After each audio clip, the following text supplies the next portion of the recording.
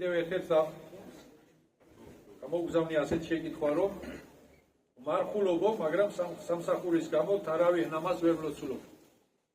თარავი ნამაზი არის სუნნეთი და თარავი ნამაზის ვერ ლოცვა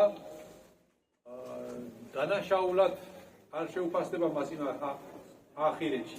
ანუ შენ თარავის ნამაზი რატომ არ ილოცე? მოდი შენ ამდენი სასჯელი გეკუთვნის და ასე შემდეგ, ასეთი რამე არ იქნება.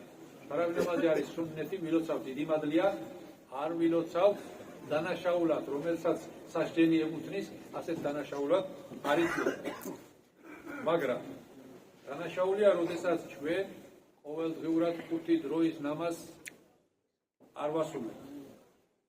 ამ საკითხს ხშირად ვიმეორებ მე, თითქმის ყველა თემასთან დაკავშირებით, იმიტომ რომ ძალიან დაბალია ჩვენ საზოგადოებაში ყოველდღიური 5 ნამაზის ლოცვა.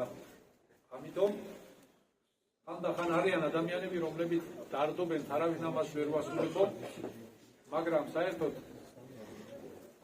არ დარდობენ იმას, რომ ყოველდღურად 5 ნამაზს ვერ ასრულებთ.